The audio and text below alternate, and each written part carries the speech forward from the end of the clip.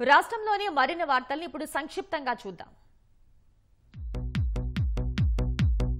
పౌర సరఫరాల శాఖ ఇప్పటి వరకు 29,39,432 మెట్రిక్ టన్నుల ధాన్యం సేకరించినట్లు మంత్రి నాదెండ్ల మనోహర్ వెల్లడించారు. ధాన్యం సేకరించిన 24 గంటల్లోపే 5,99,952 మంది రైతులకు 5,878 కోట్లకు పైగా చెల్లింపులు చేసినట్లు వివరించారు. గత వైసీపీ ప్రభుత్వం ధాన్యం సేకరించి డబ్బులు చెల్లించకుండా రైతుల్ని ఇబ్బంది పెట్టిందని, కూటమి ప్రభుత్వం రైతుల సౌభాగ్యం కోసమే పనిచేస్తోందన్నారు.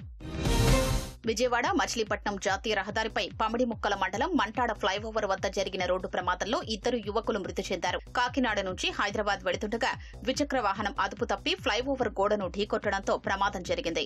మృతులు కాకినాడ జిల్లాకు చెందిన వారుగా పోలీసులు గుర్తించారు. ద్విచక్ర వాహనదారులు ప్రతి ఒక్కరూ తప్పనిసరిగా హెల్మెట్ ధరించి ప్రాణాల్ని రక్షించుకోవాలని ఎన్టీఆర్ జిల్లా రవాణా శాఖ ఉప కమిషనర్ ఏ మోహన్ పిలుపునిచ్చారు. రోడ్డు భద్రతా మాసోత్సవాల్లో భాగంగా విజయవాడ బందర్ రోడ్డులో హెల్మెట్ ధరించిన వాహనదారులతో ప్రత్యేకంగా ర్యాలీ నిర్వహించారు.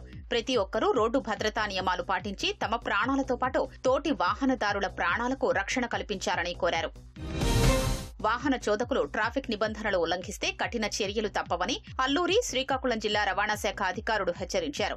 రహదారి భద్రతా మాసోత్సవాల్లో భాగంగా ప్రధాన కూడళ్లలో అవగాహన కార్యక్రమం నిర్వహించారు. ద్విచక్ర వాహనదారులు తప్పనిసరిగా హెల్మెట్ ధరించాలని సూచించారు.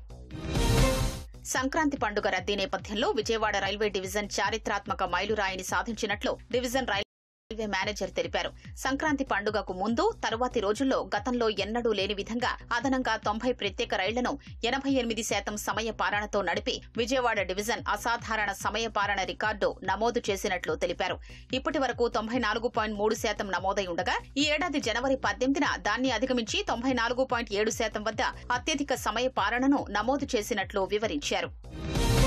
ఈనాడు స్పోర్ట్స్ లీగ్ ఆధ్వర్యంలో రాష్ట్ర స్థాయి క్రికెట్ పోటీలు ఉత్సాహంగా సాగుతున్నాయి. గుంటూరు జిల్లా ఆచార్య నాగార్జున విశ్వవిద్యాలయంలో జూనియర్ విభాగంలో నిర్వహించిన పోటీల్లో సెంట్రల్ ఆంధ్రాతో జరిగిన మ్యాచ్లో నార్త్ ఆంధ్ర నింజాస్ జట్టు 4 వికెట్ల తేడాతో గెలిచింది.